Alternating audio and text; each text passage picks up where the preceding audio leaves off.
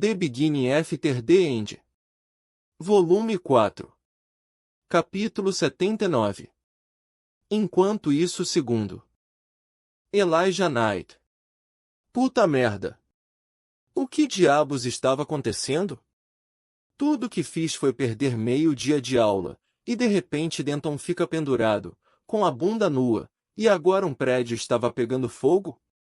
Tínhamos acabado de sair correndo da sala do comitê disciplinar depois de ouvir a explosão. Achei que fosse um feitiço que deu errado ou algo dessa natureza. Isso parecia mais um ato proposital de terrorismo. Quem faria isso? Por que alguém faria isto? O que está acontecendo? Porra! São eles de novo. Ouvi Theodore dizer como se tivesse previsto isso. Eles de que Theodore estava falando, possivelmente estava se referindo às mesmas pessoas que espancaram e humilharam Denton? Cathy Glider, lembro-me de uma vez, quando criança, recebi uma aula de meu instrutor particular. Tenho pouca memória de por que fui castigada, mas pelo que me contaram, recusei-me a participar das aulas com alguns dos filhos de outros nobres. Aparentemente, minha mãe achou que era uma boa ideia eu fazer amigos enquanto estava aprendendo. Isso não funcionou tão bem quanto ela esperava, porque eu acabei tendo um acesso de raiva no primeiro dia, dizendo que não queria fazer amizade com eles porque não eram princesas como eu. Ignorando as palavras gentis de disciplina do instrutor da casa, eu corri para o meu quarto e bati à porta, recusando-me a sair. Mais tarde, naquela mesma tarde, depois que as outras crianças nobres e o instrutor particular foram embora, minha mãe bateu na porta, embora não houvesse fechadura. Ela se sentou ao meu lado na minha cama e passou os dedos suavemente pelo meu cabelo, embora eu não conseguisse lembrar como respondi. O que ela me disse deixou uma impressão tão duradoura que, mesmo aos 6 anos de idade, quase consigo me lembrar de suas palavras exatas. Minha pequena Kathleen, eu sei que você acha que não fez nada de errado. Todo mundo fica com raiva e luta pelo que acredita. O que eu quero que você saiba, meu bebezinho, é que antes de ser uma princesa, você é uma pessoa. Não importa se é um rei, um servo, um mago poderoso, um elfo ou um anão. Uma pessoa é uma pessoa. Cada pessoa é diferente e é isso que torna cada pessoa especial a seu modo. Não odeie alguém por algo que eles não podem mudar. E se as pessoas não gostassem de você porque você tinha orelhas redondas ou porque tinha uma linda pele branca? Ou um narizinho empinado? Ela começou a me fazer cócegas em cada uma das partes que mencionou, me deixando em um ataque de risos. Minha mãe era sensata e inteligente, mas nem um pouco fria como sua aparência às vezes indicava. Ela se importava com todos como pessoas, não como humanos, elfos ou anões. Ela disciplinou meu irmão e a mim fortemente quando se tratava de qualquer tipo de discriminação, se eram classes sociais ou raças. Todos nós saltamos de nossos assentos ao som das explosões e imediatamente saímos. Eu não pude deixar de me encolher, apertando meus punhos em frustração e decepção ao ver a cena desastrosa diante de nós. Havia uma espessa nuvem de fumaça subindo da área próxima ao centro do campus. Atrás de mim, eu podia ouvir Claire estalar a língua enquanto continuava a murmurar uma série de maldições sob sua respiração. Metade do recentemente construído prédio estava em chamas, enquanto a outra metade estava desmoronando, desabando sob seu próprio peso. Havia alunos evacuando para fora do prédio, enquanto alguns funcionários competentes e professores próximos já estavam entrando no prédio para procurar os que estavam presos ou incapacitados. Eu deveria saber que eles atacariam este edifício em algum momento. Theodore jurou em voz alta enquanto batia o pé no chão. Nós rapidamente fizemos nosso caminho para o local. Este edifício foi denominado Tri-Union Hall. Ele serviu como um museu e um monumento para a aliança entre as 3 raças. Minha mãe, quem argumentou fortemente para persuadir o resto do conselho a erguer este edifício, foi a mais feliz quando ele foi construído pela primeira vez. Ela me explicou que foi construído para ser tanto um símbolo quanto um lugar para as três raças aprenderem sobre as diferenças nas culturas umas das outras. Para ter sido um alvo, minha suposição também poderia inclinar-se para o mesmo grupo radical que estava criando uma bagunça esses dias. Eu forcei meus olhos, segurando minhas lágrimas.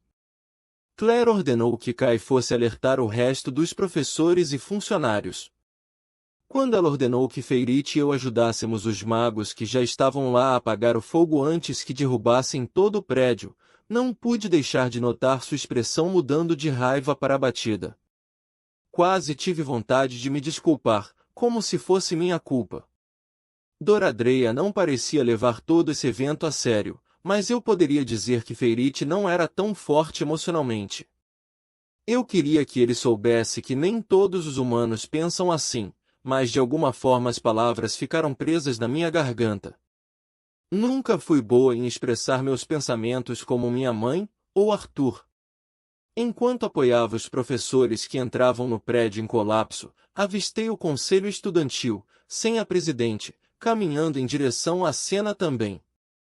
Sem nem mesmo tempo para trocar olás, todos nós começamos a trabalhar. Os magos de atributo água ajudaram a apagar o fogo enquanto os magos de atributo terra e vento impediram que o prédio desabasse. Alguns outros alunos magos já estavam entoando feitiços em harmonia quando chegamos lá. Eu não usei feitiços de atributo água com tanta frequência depois de me acostumar a usar os de atributo de gelo mais poderosos, mas ainda estava bastante familiarizada com os feitiços por causa da afinidade que eles tinham um com o outro. Todos, saiam do caminho. Atrás, alguns professores vinham correndo em nossa direção, as varinhas já puxadas. Depois de alguns momentos de canto mudo, um dos professores que dava uma aula de guerra mágica da divisão superior, o professor Malkinhen, conjurou uma espessa nuvem de névoa ao redor de todo o edifício. O outro professor, que eu não reconheci, apoiou o professor Malkinhen e usou a umidade da nuvem de névoa, que agora cercava o prédio, para evocar vários fluxos de água. O tamanho desses dois feitiços de apenas 2 professores era mais de 3 vezes maior do que os feitiços meticulosamente preparados e conjurados por mais de 10 alunos. Dentro de 10 minutos, o fogo monstruoso estava apagado e outros professores corriam para dentro enquanto entoavam feitiços que erguiam vigas de sustentação feitas de terra para sustentar a parte em ruínas do prédio. Como esperado dos professores, eles estavam em um nível diferente. Essa linha de pensamento me fez lembrar da época em que Arthur dominou completamente o professor Geist antes de assumir sua classe.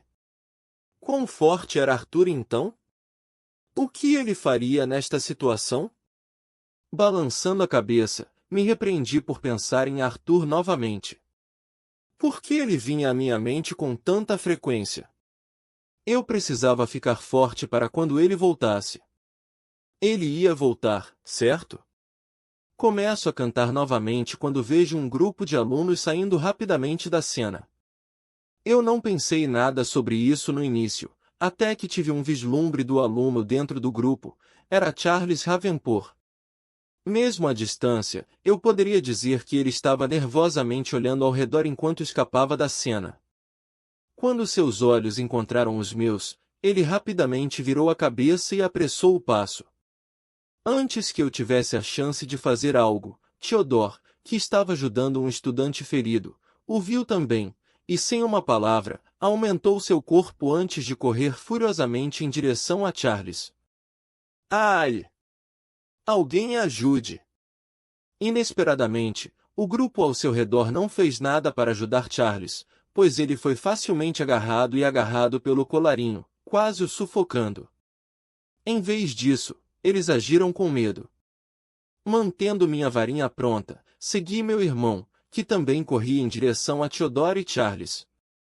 Precisamos fazer algumas perguntas. Faça a gentileza de parar com essa merda e venha conosco. Rosnou Theodore enquanto arrastava a Charles, que se debatia.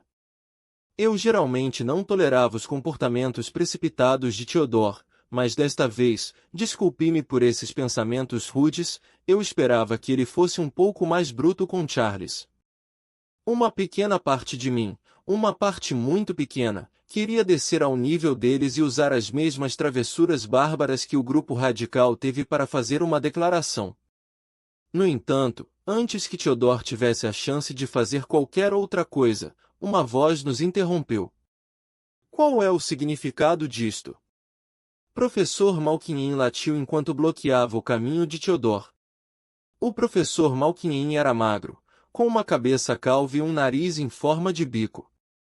Você poderia dizer que o professor estava bastante consciente de sua falta de cabelo pela forma como ele penteava para trás os cabelos que cresciam em seu lado para tentar cobrir a careca no topo de sua cabeça. O professor Malkinhen não seria fisicamente capaz de segurar alguém com uma constituição tão robusta quanto Theodore, mas ele tinha sua varinha fina como uma agulha apontada diretamente para Theodore.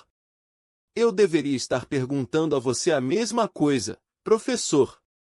Theodore rosnou de volta quando Charles, que estava indefeso no chão, tinha uma expressão suplicante no rosto. Eu não sabia que os prestigiosos oficiais do comitê disciplinar eram meros bandidos que tentavam arrastar um estudante inocente para longe. O professor Malkinhen repreende enquanto sua varinha fica apontada para Theodore. Inocente? Ah! Este pirralho foi visto várias vezes com o grupo radical que você tem tido tanta dificuldade em capturar. Dificilmente pode ser algo menos que culpa por associação. O que? Você está protegendo um criminoso agora? Eu poderia dizer que Theodore estava em sua última gota quando o solo abaixo dele começou a desmoronar com sua mana infundida pela gravidade. Ah, alguém me salve desse bruto. Eu sou inocente. Juro. Charles, que ainda estava no chão preso nas garras de Theodore, começou a choramingar quando o chão embaixo dele começou a ceder também. Theodore, eu entendo como você se sente, mas esta não é a maneira certa de fazer as coisas. Agredir um aluno sem nenhuma evidência além de sua palavra acarretará em repercussões por parte dos pais e talvez até do conselho. Por favor, não podemos ser precipitados agora. A voz veio de outra professora que ajudou a apagar as chamas. Ela se interpôs entre o professor Malkinhen e Theodore, tentando conter a tensão. A professora Jeanette está certa. Theodore, não podemos sair da linha agora. Muito está em jogo para ser imprudente. Além disso, há coisas mais importantes a fazer do que isso. Precisamos ter certeza de que ninguém foi deixado dentro daquele prédio. Curtis disse, seu rosto uma mistura de frustração e impotência. Asterisco bate asterisco sem palavras, Theodore jogou o trêmulo Charles Ravenport de volta para seus fanáticos. Ele dá ao professor Malkinhen um último olhar ameaçador antes de ir embora.